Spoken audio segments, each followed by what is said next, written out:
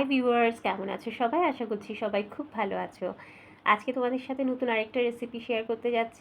আশা করছি নতুন রাঁধুনিদের জন্য এই রেসিপিটা খুবই হেল্পফুল হবে। আজকে করতে যাচ্ছি রুই মাছের আলু দিয়ে পাতলা ঝোল।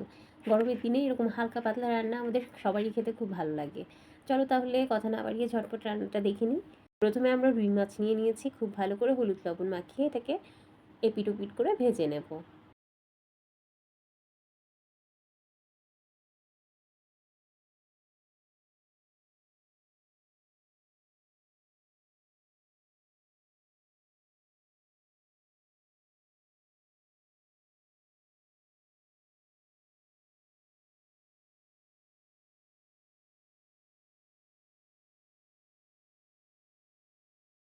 ওই একই তেলে লম্বা লম্বা করে কেটে রাখা কিছু আলু ভেজে নেব।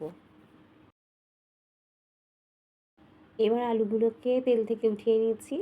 তারপর ওই তেলে দিয়ে দিচ্ছি সামান্য পাঁচফোড়ন।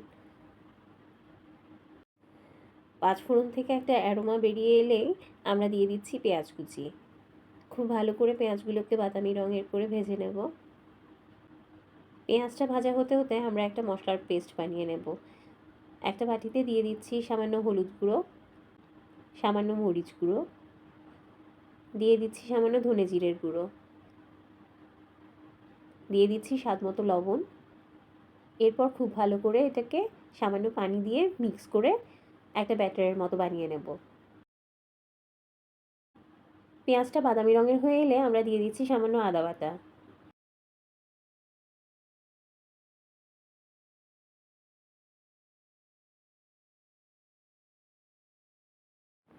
তারপর আমরা দিয়ে দিচ্ছি আগে থেকে বানিয়ে রাখা মশলার ব্যাটারটা। এবার খুব ভালো করে মশলাটাকে কষিয়ে নেব।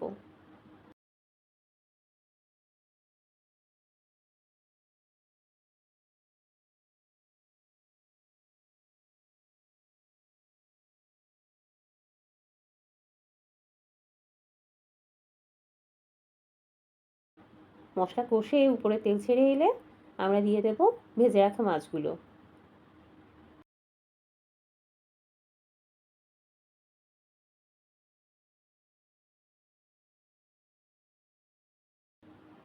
তারপর আরেকবার কষিয়ে নেব। এরপর দিয়ে দেব পরিমাণ মতো জল।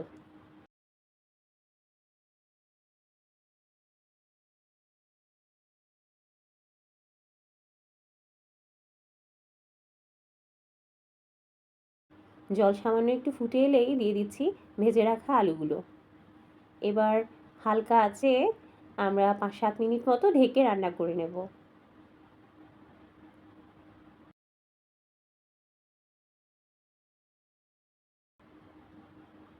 5-7 মিনিট পর রান্নাটা যখন প্রায় হয়ে আসবে আমরা দিয়ে দিচ্ছি কয়েকটা কাঁচা লঙ্কা আর দিয়ে দেবো সামান্য ধনেপাতা কুচি। এবার গরম গরম ভাতের সাথে পরিবেশন করুন রুই মাছের আলু দিয়ে পাতলা ঝোল। গরমের দিনে মাছের এরকম পাতলা ঝোলের প্রিপারেশন আমার তো খুব ভালো লাগে। আপনাদের কেমন লাগে এটা আমাকে চাইলে কমেন্ট করে জানাতে পারেন। আর আমার ভিডিওগুলো যদি আপনাদের ভালো লেগে থাকে তাহলে লাইক, কমেন্ট অ্যান্ড শেয়ার করে আমার পাশে থাকবেন। আর আমার আরও নতুন নতুন ভিডিও দেখার জন্য আমার চ্যানেলটা কিন্তু সাবস্ক্রাইব করতে ভুলবেন না।